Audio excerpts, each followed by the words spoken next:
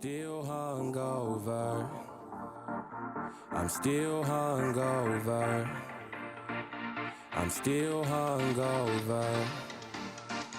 I'm still hungover. Sometimes I wake up on the wrong side of the bed. Make my sandwich with the wrong side of the bread. Thought I made it by a landslide, but instead I'm still hungover.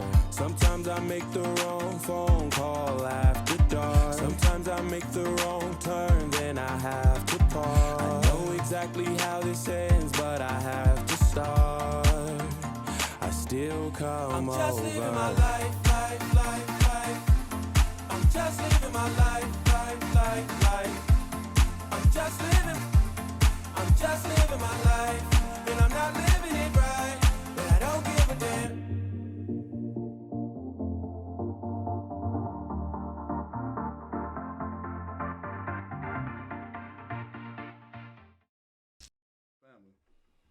So, with that being said,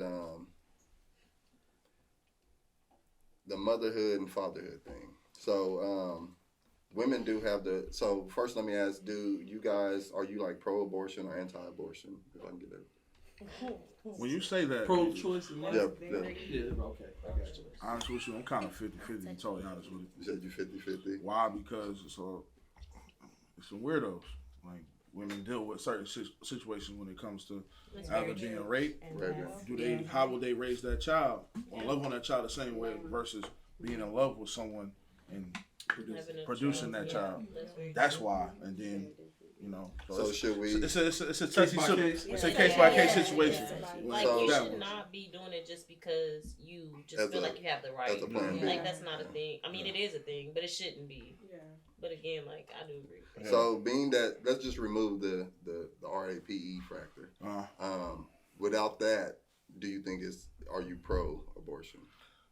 Because that is even at the end of the day, that is a very small percentage. It happens, but women actually getting pregnant from it's still statistically it's a small percentage.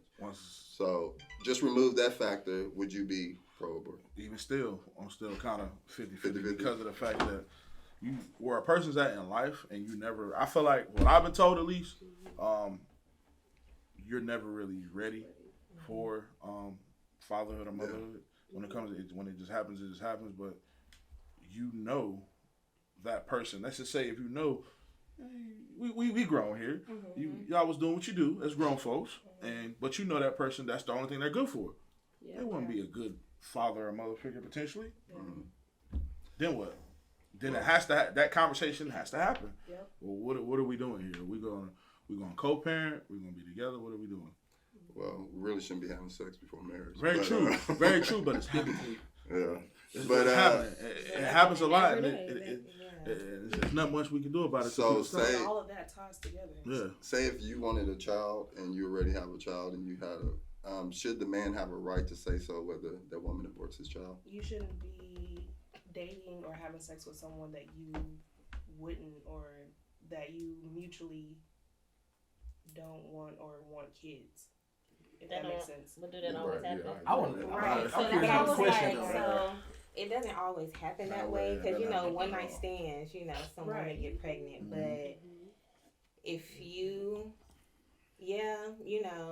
take the man's, opinion into consideration, because of course that is the father and stuff like that. But ultimately, that is the woman's body. So whatever she decides to do.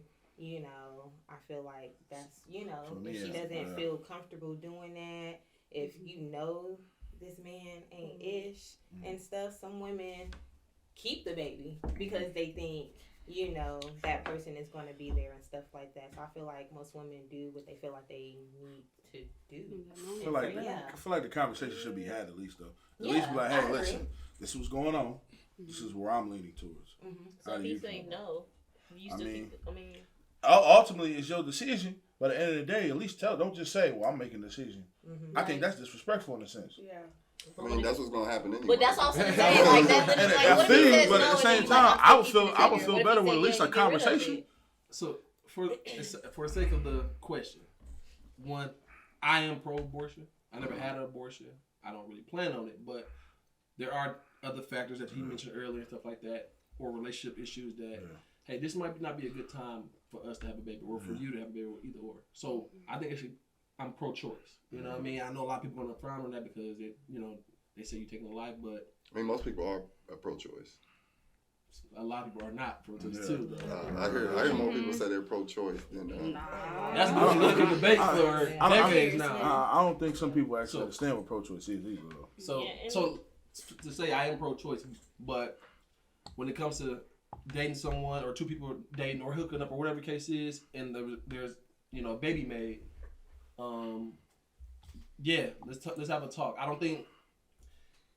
don't think a woman should just go ahead and do it without conversing with the man first. I don't think that's morally. I don't think that's right. But at the end of the day, like what she said, the woman's carried the baby, so they ultimately get to make the decision. They have the final word on that. Men don't have. We don't have the leverage to contest that. Now I think. Do you think that's fair? Is that fair? This is not life. This is so fair. So I look at fair different than most people. I don't. From where you asked me, I'm gonna say it's not fair for a man, but it is fair for a woman because that's their strength. That's the thing that they have over a man. So you can't tell a man, hey, this is not a time that you can be strong or diligent because that's something we're good at. You can't turn it on. Let me ask you this then: is that a form of abuse? Are they a woman abusing their powers by going and having say, "Well, it's my body. I do what I want to do." A man could be like, "Well, this is my body. A better and woman, I do what I want to do." I give you plan D. And just punch the baby out of you. You know what I'm saying? Like, what if a man did that? But that's an act of violence. But I'm just saying, though. Why are we being violent though? Pulling the baby out like that ain't violent? No, she said why, but I get what you. I'm just saying. I'm talking about the general act of what we're talking about, and then does it remove the levels of responsibility? Like, should you be going out and just having sex like this and being that reckless? Yeah. And then have a baby, and you get pregnant and say, well, you know what? It's not a good time for me to have this baby right now. I'm going to get an abortion. Is that responsible? It's not responsible. I think that is responsible. Because sometimes you can't. If you shoot somebody and you got to go to jail, you got to do that time. You don't really get away with that.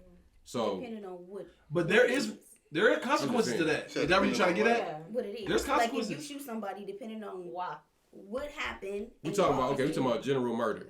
Do you shooting people because you mad? No. Yeah. But so that's what I'm saying. Okay, you speeding, you get a ticket. You know what I'm saying? Tuepenz. I got you. Wait, so you're all over the place. Like, I'm trying to give you different examples. I'm giving examples. Okay, I get your I'm talking about responsibility, okay. accountability. Okay. If you speed and you get a ticket, that's your ticket. If you get pregnant because you out here being reckless and you have a baby, then that's your baby. And you should have to be responsible and take care of it. But there are other consequences. Can I so just that one person take care of it, right? Or both parties? Because that's the next topic. You out there. That's it. Wait.